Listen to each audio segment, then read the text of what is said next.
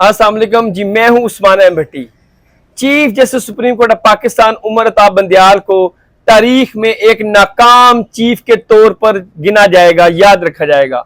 उसकी क्या ऐसी वजूहात है कि चीफ ने हमेशा मीडिया पर ऐसी बयानबाजी की या केसेस की समाअत के दौरान ऐसे रिमार्क्स देते थे कि बस उनकी मीडिया में तो बल्ले बल्ले हो जाए मगर हकीकत का उनसे कोई ताल्लुक ना हो। जो भी चीफ होता है, जज होता है, कहते हैं उसके फैसले बोलते हैं, ना कि उसको खुद बोलना पड़े। तो ऐसी क्या उनसे ब्लंडर्स हुए, एक तो आपसे ये शेयर करूंगा। दूसरी अहम बात कि इमरान खान को उनके बच्चों से गुफ्तगू नहीं करवाई जा रही। क्या ऐसी वजूहात है कि इमरान खान अपने बच्चों से जो लंदन में मुकीम है उनसे बात नहीं कर सकते। एक उनकी बेटी भी है, अलबत्ता इमरान खान उसे ऑन तो नहीं करते मगर उनसे भी वो गुफ्तगू नहीं कर सकते। क्या ऐसी मुहर्रकात हैं, क्या ऐसा खौफ है या क्या ऐसी रीजंस है कि इमरान खान को उनके बच्चों से गुफ्तगू नहीं करवाई जा रही। और इमरान खान जब से वजीर आजम बने और उस वक्त से लेकर अब तक वो लंदन क्यों ना गए, किन लोगों ने या किन अफराद ने उनको रोका हुआ था। तीसरी अहम बात आपसे ये करनी थी कि अब तो आवाजें लग रही हैं डॉलर ले लो मगर खरीदने वाला कोई नहीं है। क्या ऐसा खौफ है कि जो डॉलर के खरीदार थे, जो डॉलर का माफिया था खरीदने का, वो घबरा गया है। और अहम बात आपसे ये करनी है कि ये 6 माह का वक्त था जो कि मांगा जा रहा था कि 6 माह कम अज कम इलेक्शन के इनेकाद में चाहिए।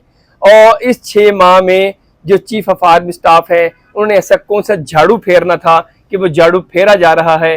और कोई भी सियासी हुकूमत इस झाड़ू फेरने से कासर थी, घबराती थी, क्योंकि सियासी हुकूमत को मालूम था कि अगर माफिया के इर्द गिर्द घेरा तंग किया गया तो वो सियासी हुकूमत बदनाम हो जाएगी। क्योंकि ऐसे माफियाज हैं जिसमें डॉलर की आप समझे कि जो लोग खुद साख्ता इसकी कीमत बढ़ाते थे, पेट्रोल का माफिया था, चीनी का माफिया था, गंदम का माफिया था, इनमें तमाम बहुत से लोग ऐसे थे जो सियासतदान थे। इसलिए कोई भी सियासी हुकूमत उनके खिलाफ कार्रवाई करने से घबरा रही थी। मैं बात का आगाज यहीं से करता हूं कि जब इत्तेहादी हुकूमत खत्म हुई तो उसके बाद ये चर्चा होता था और ये चर्चा रहा कि जो 6 माह चाहिए इलेक्शन के इनेकाद के लिए, वो 6 माह यही थे। क्योंकि 6 माह में जो चीफ ऑफ आर्मी स्टाफ है उन्होंने ऐसा झाड़ू फेरा, ऐसा डंडा फेरा कि जो माफिया थे जिन्होंने डॉलर की कीमत बढ़ाई हुई थी या जो चीनी की जहीरानंदोजी करते थे, गंदम की जहीरानंदोजी करते थे, उन तमाम अफराद के खिलाफ कार्रवाई करनी थी और वो कार्रवाई की गई। आपने देखा कि जिन लोगों ने डॉलर को खुद साख्ता कीमत बढ़ाई उनकी गिरफ्तारियां हुई। मुल्क भर में मुख्तलिफ शहरों से, इस्लामाबाद, लाहौर, मुल्तान, फैसलाबाद, कराची, तमाम शहरों से चीनी माफिया, डॉलर माफिया, गंदम माफिया, पेट्रोल माफिया ये पकड़ा गया। और अगर कोई सियासी हुकूमत होती तो शायद वो ये इकदाम करने से घबराती, क्योंकि इन माफियाज में सियासतदान भी मुलव्वस थे, ब्यूरोक्रेट्स भी मुलव्वस थे, ताजर भी मुलव्वस थे। तो इसलिए सियासी हुकूमत चाहती थी कि ये मलबा हमारे पर ना आए।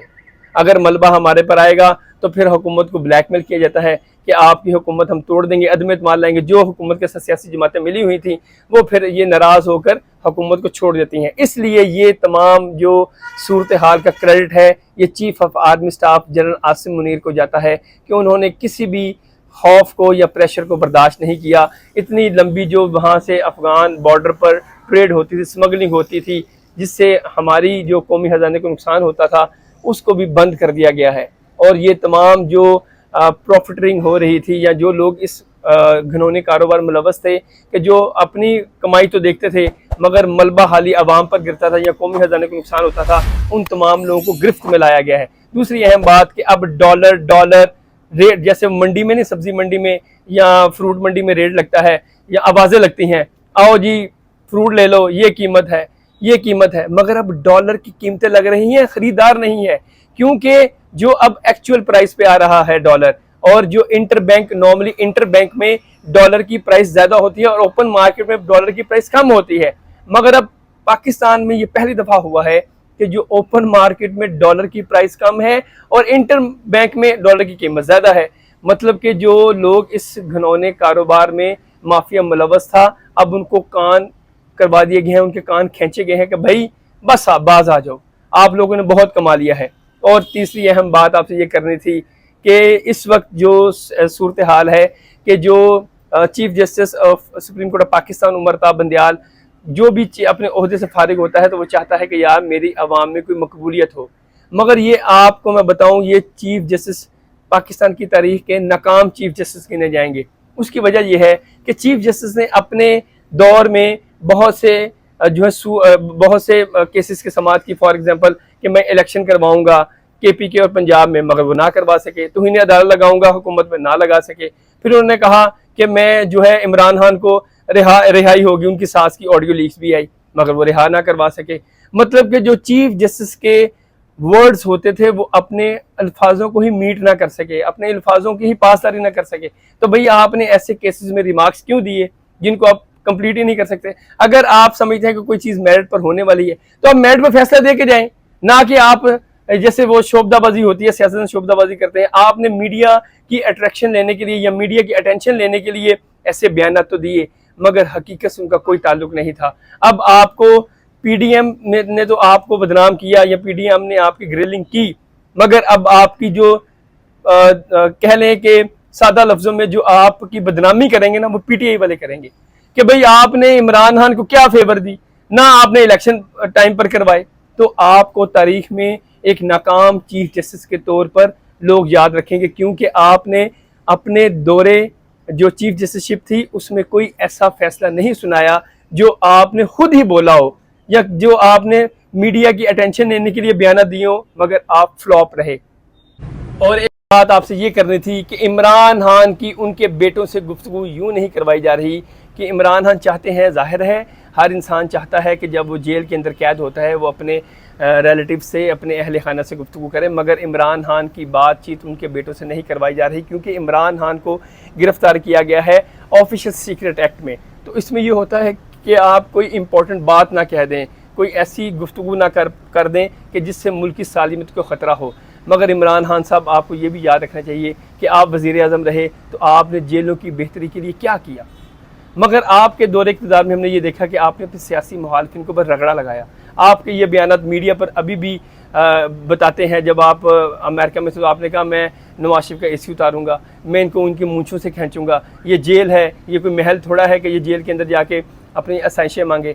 भाई ठीक है, जब एक इंसान कैद हो जाता है, दुनिया भर में जो जेलें होती हैं वहाँ पर जो इंसानी हकूक़ हैं उनकी पासदारी रखी जाती है, वहाँ पर लोगों को तमाम वो सहूलतें दी जाती हैं कि जो इंसान की ज़रूरियात हैं। अगर आप ये कहें कि वहाँ पंखा बंद कर दें, वहाँ पर खाना टाइम पर ना मिले, आपके अहल खाना से मुलाकात ना करवाई जाए, तो ये चीज़ें आपको शायद भुगतना इसलिए पड़ रही हैं क्योंकि आपने अपने दौरे इक़्तिदार में जेलों की बेहतरी के लिए कोई इक़दाम नहीं किया। अलबत्ता ये कंडेमेबल है कि अगर आप अपने बच्चों से गुफ्तगू करना चाहते हैं तो आपकी जेल इंतज़ामिया को गुफ्तगू करवानी चाहिए, मगर उनका ये जवाज़ है कि इमरान खान को ऑफिशियल सीक्रेट एक्ट में क्योंकि इनकी गिरफ्तारी हुई है और ये उनको ये खौफ है कि इमरान खान जो है वो कोई ऐसा राज ना उनको बता दें या कोई ऐसी गुफ्तगू ना उनसे कर पाएँ कि जो मुल्क की सालिमत के ख़तरा हो। मगर इमरान खान साहब या कोई भी सियासतदान हो, कम अज़ कम आप जेलों की बेहतरी के लिए करें। आपको अपने ज़ात की तो फिक्र है, मगर वहाँ पर जो दूसरे कैदी कैद हैं कभी आप उनका भी सोचें, वो भी इंसान है। मानते हैं वो वज़ीर आज़म नहीं बने, वज़ीर आला नहीं बने, मगर इंसान तो हैं। आप ऐसे इक़दाम करके जाएँ अपने दौरे हुकूमत में कि तमाम कैदी जो भी इस वक्त जेलों में कैद हैं उनके लिए आसानियाँ पैदा हों। ये कुछ अहम खबरें थी जो आपसे शेयर की। Thank you.